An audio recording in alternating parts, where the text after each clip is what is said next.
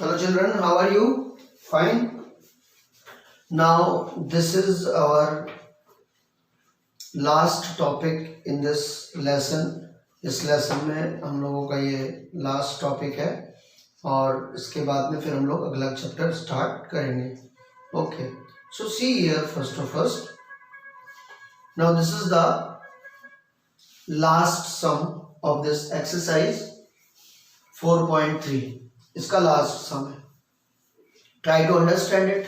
कोशिश करते हैं इसको समझने की. तो पहला तो जो है यहाँ पे हम लोगों को जो है जो क्वेश्चन दिया हुआ है उसको अंडरस्टैंड करते हैं हम लोग वेरी क्लियरली. यहाँ पे दो अलग अलग यूनिट टेम्परेचर मेजर करने के, one is the Celsius and second is the Fahrenheit. इन दोनों के रिलेशन को एक्सप्लेन करने की कोशिश की है.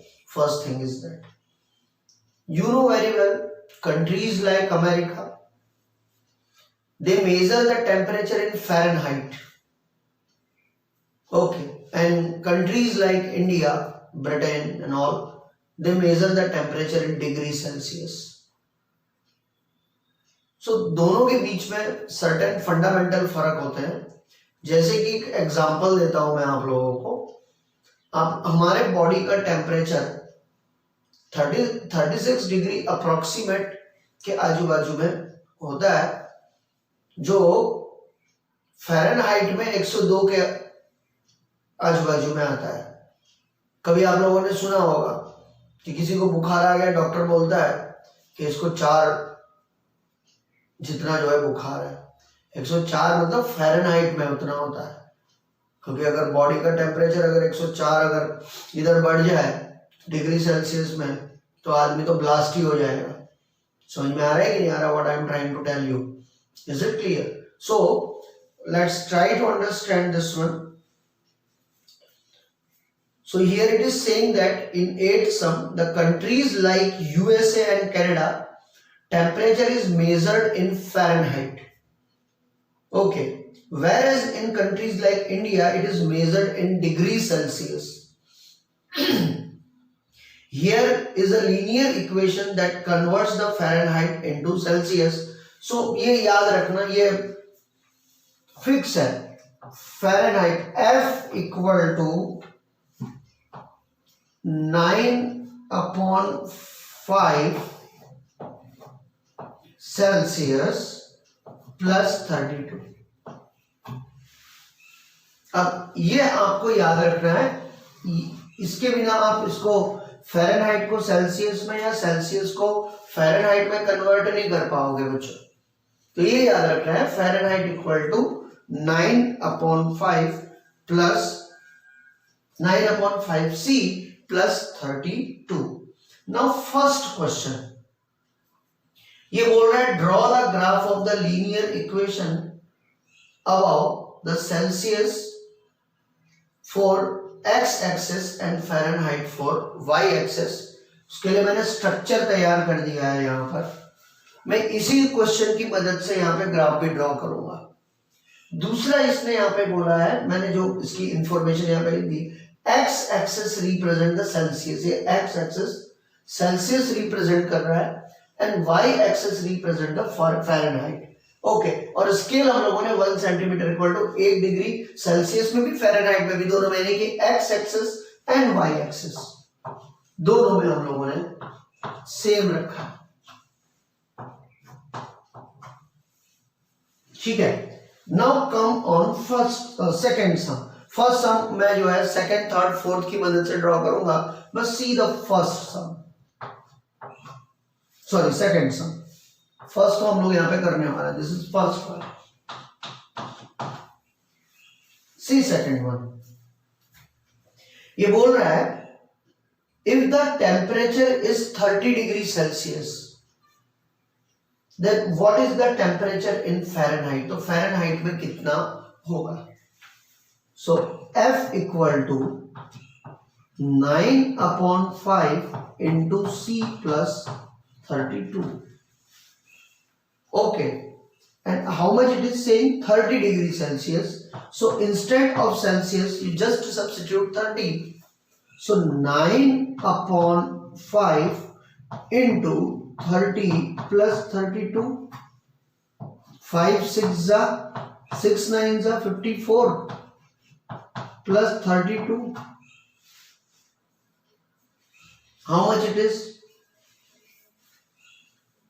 4 plus 2 6 and 5 plus 3 8. 86. Is it clear?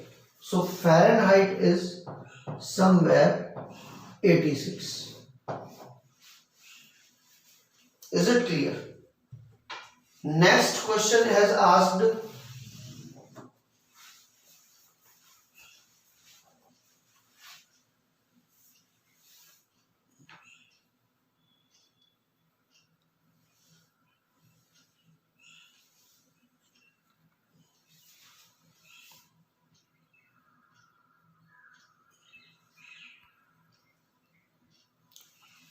next question is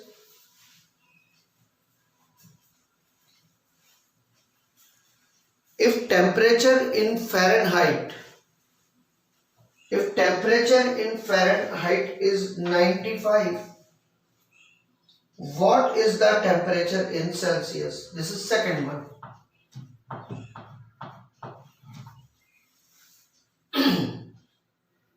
Temperature in Fahrenheit is 95. Again write the formula.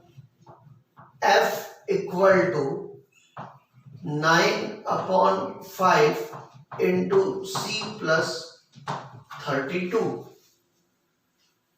Now temperature is 95 Fahrenheit. So instead of F we will write 95 equal to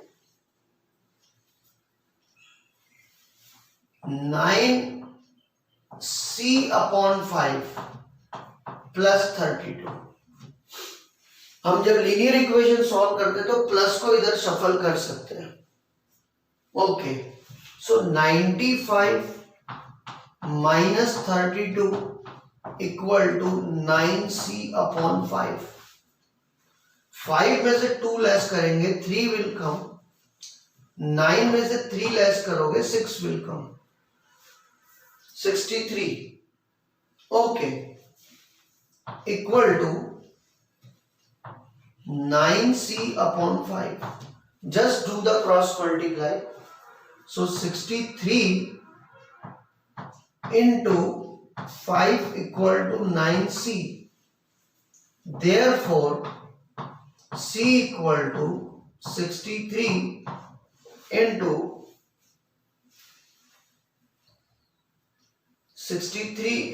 5/9. 9 sevens are. Is it clear? So Celsius. So C equal to how much? 35. Is it clear? So next is your 35 degree Celsius. Is it clear? Okay. First, this is second, this is your third. Just see, देख लीजिएगा क्योंकि सम थोड़ा बड़ा है. Next, fourth one.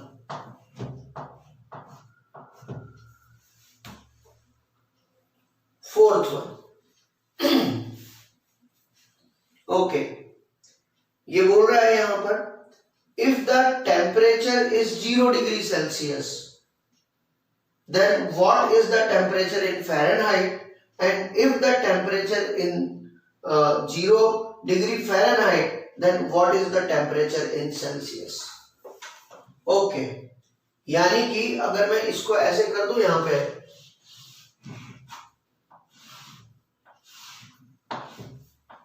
x y बराबर से देखना. Okay, your x means what is mentioned here? X is Celsius and y is Fahrenheit. और बोला अगर सेल्सियस 0 है तो फ़ारेनहाइट में कितनी वैल्यू होगी, और फ़ारेनहाइट अगर 0 है तो सेल्सियस में वैल्यू कितनी होगी. Is it clear? इक्वेशन अपने पास पड़ा हुआ है, जस्ट ड्रॉ इट। चलो करते हैं इसको। अब देखो यहां पे first f equal to 9/5 Celsius plus 32। Okay, अब सेल्सियस यहां पे 0 बोल रहा है भाई, तो f equal to 9/5 into 0 plus 32। अब 9 से 0 को मल्टीप्लाई करोगे तो 0 ही आएगा, और 0 को 5 से डिवाइड करोगे then also it will be 0। So Fahrenheit equal to how much? 32। यानी x जब 0 होगा तो y कितना होगा? 32। तो 0 and 32। Is it clear? Next वो बोल रहा है same, we will write here f equal to 9/5 into c plus 32। अब यहाँ पे फ़ारेनहाइट 0 बोल रहा है भाई, यानी ये 0 बोल रहा है, तो 0 equal to 9/5 plus 32. Okay, now you just you shuffle it that side. So 9c/5 equal to 0 minus 32. So 9c/5 equal to minus 32. It means 9c equal to minus 32 into 5. So c equal to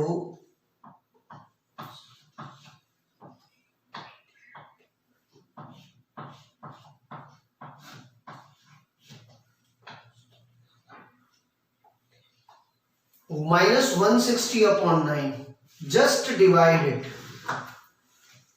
Minus 160 divided by 9. अब देखो 9 2 जा 18 होता है, so 9 1 जा 9, 7 आएगा, ऊपर से 0 carry करेंगे। ओके, 9 8 जा 72 होता है, तो 6 तक जाएंगे।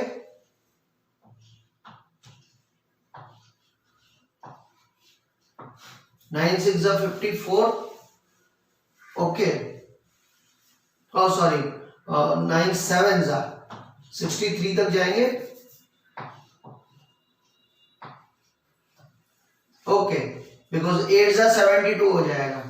ओके, सो 10 में से 3 लेस करेंगे तो कितना आएगा? 7 आएगा। ओके, ना पॉइंट लेंगे और एक 0 और लगाएंगे, वापस से समथिंग 17 पॉइंट समथिंग आएगा, तो we will take it 17.8।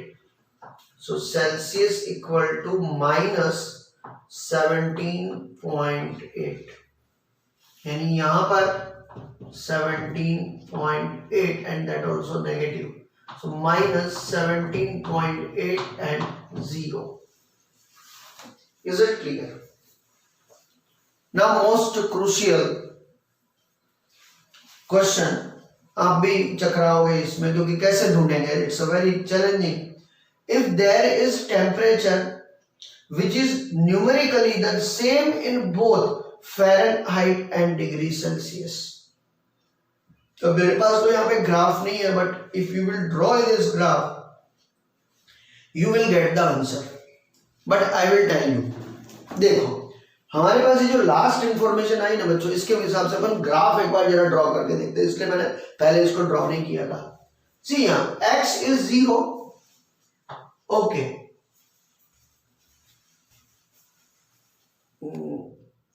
Now I think so it is clear to you. Now see here, x is 0 and y is 32. See, it is here 0 and 32. Okay, and second x is 17.1 something. अब यहाँ पे 16 है तो 17 यहीं पे होगा, ये जगह पे कहीं पे होना चाहिए, ये जगह पे, क्योंकि उसके आगे इमीडिएटली 24 आ रहा है, -24 आ रहा है। तो this point, this one we can take here, x is -17.8 and y is 0. Okay, आपको दो पॉइंट मिल गए। If you will extend like this way, अगर आप इसको ऐसे लेके जाते हो तो आपको देखो कितने सारे ऑप्शंस मिलेंगे, और इनमें से एक ऑप्शन आपके पास में, मैं जस्ट आपको यहाँ पे क्लू दे रहा हूं, ये भी है, बराबर है। अब यहाँ पे अगर आप लोग देखोगे, अब आपके पास ग्राफ होगा तो एकदम ही सिस्टमेटिकली कर पाओगे। मेरे पे थोड़ा आगे पीछे हो सकता है बिकॉज, तो अगले सवाल का जवाब इसी में है कि ऐसा कौन सा पॉइंट है जहां पे फ़ारेनहाइट और आपका जो सेल्सियस है ये दोनों इक्वल हो जाए।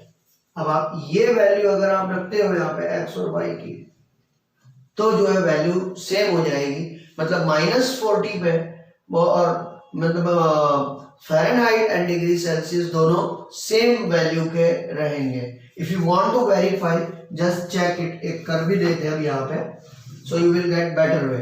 सो f इक्वल टू -40, इतना तो मिल गया पहले। अब RHS में अगर आप जा रहे हो तो 9/5 इंटू -40 प्लस 32 करके देखो तो you will get the idea. 5 8 जा एंड 9 8 जा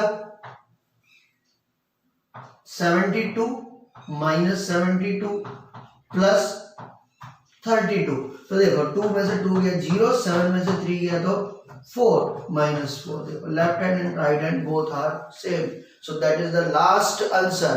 फोर्थ का आंसर यही है।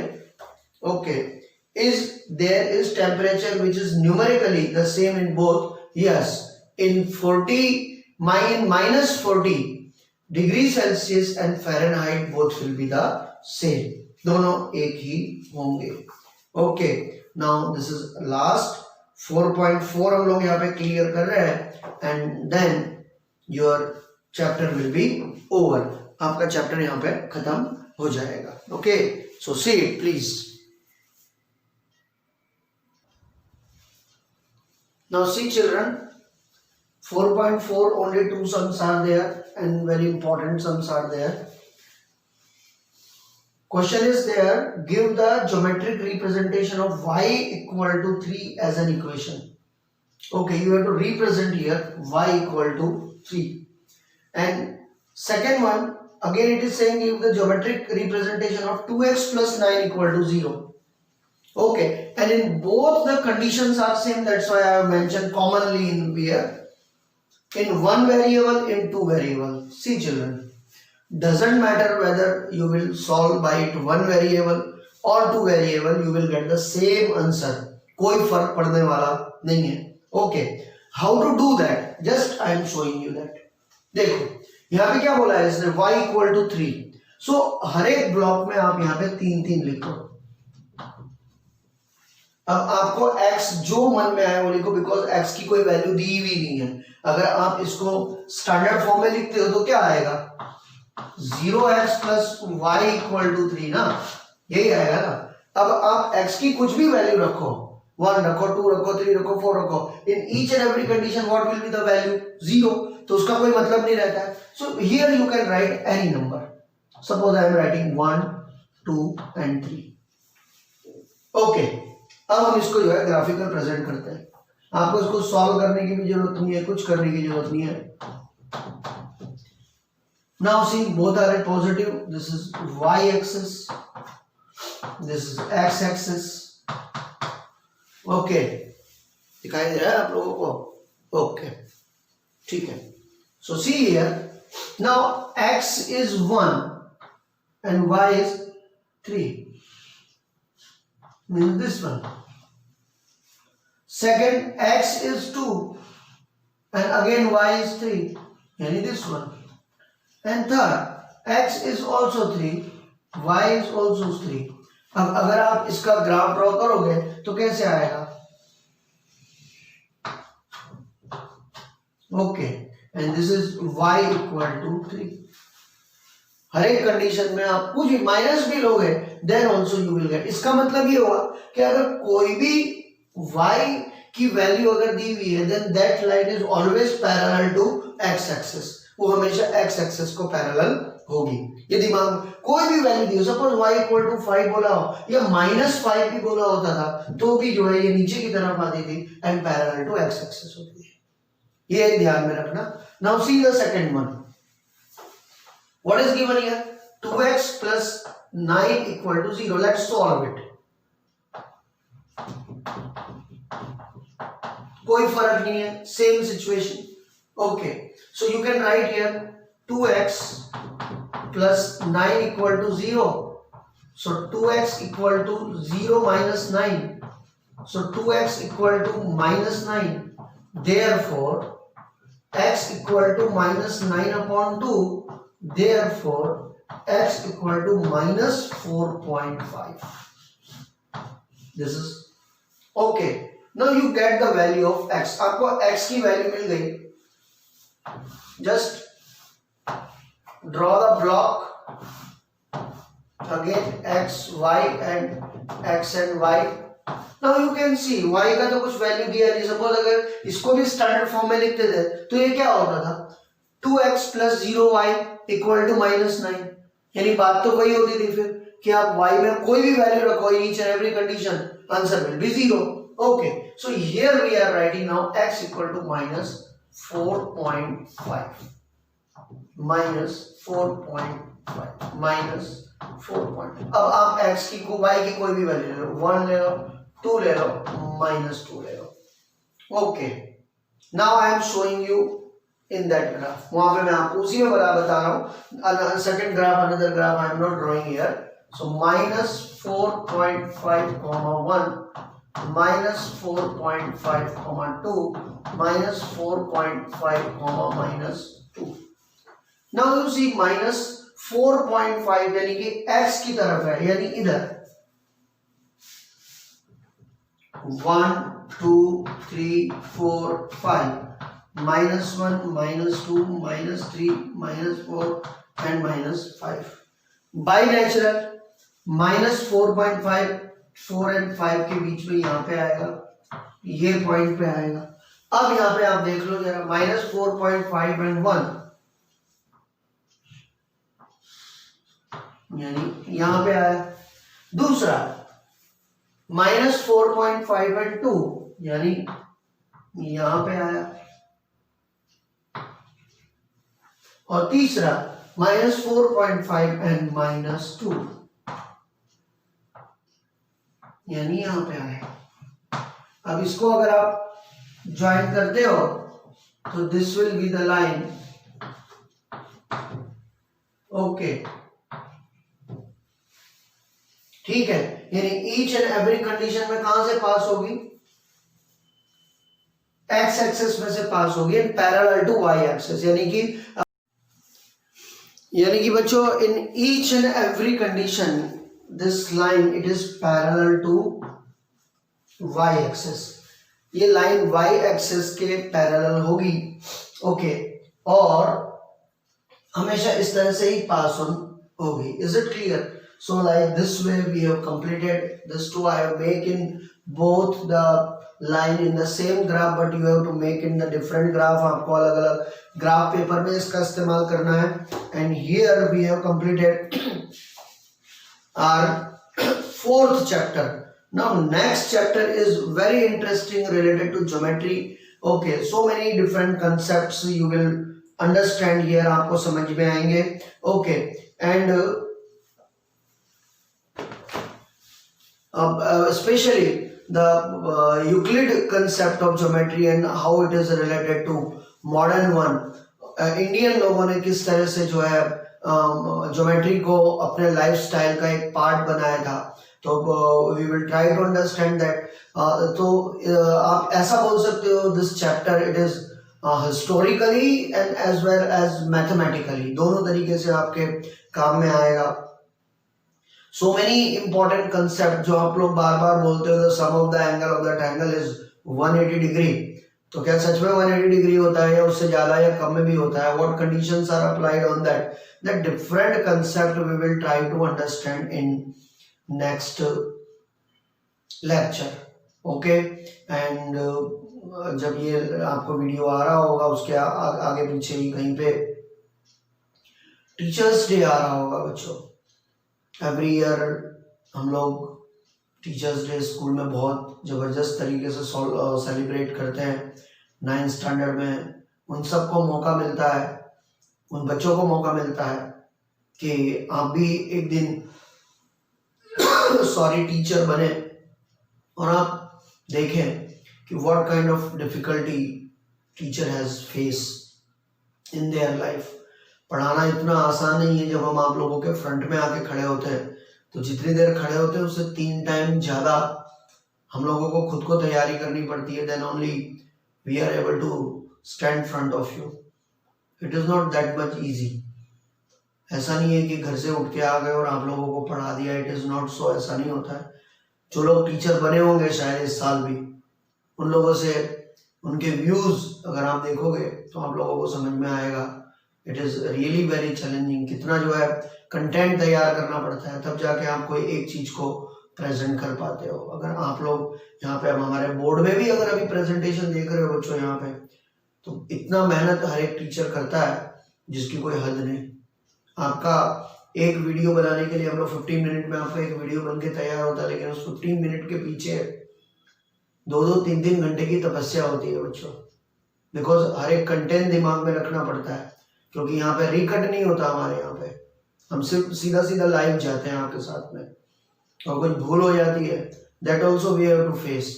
सो कितना कॉन्शियसली वर्क करना पड़ता होगा, यू कैन अंडरस्टूड दैट. आपको समझ में आएगा. सो आप सब लोगों को जो है एज अ स्टूडेंट, वैसे तो टीचर्स डे को आप लोगों को हैप्पी टीचर्स डे बोलना चाहिए, लेकिन ये आप लोगों के लिए भी अभी टाइम है कि आप खुद लर्न करो. गुरु Govind Singh has said one thing, आपे गुरु आपे चेला, कि आप खुद अपने गुरु बनो और आप ही आपके शिष्य बनो. बराबर है.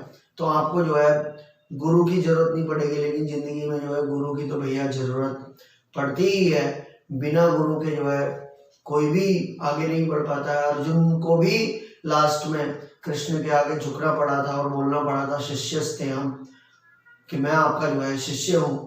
बिकॉज लाइफ में जब ऐसे प्रॉब्लम्स क्रिएट होते हैं तो उस समय कोई ना कोई ऐसा चाहिए रहता है जो आपके लिए आपको एक पाथ दिखाए, रास्ता दिखाए. मैं बहुत बार मैं बोलता हूँ कि हम लोग जब किसी अननोन अनजान रास्ते पर जा रहे होते हैं बच्चों, तो ड्यूरिंग दैट टाइम हम लोगों को रास्ते के बारे में मालूम नहीं होता है. पुराने ज़माने में तो हम लोग कंपास बॉक्स वगैरह यूज़ करते थे. आजकल लोग मॉडर्न हो गए, कंप्यूटर में जीपीएस वगैरह इस्तेमाल करते हैं.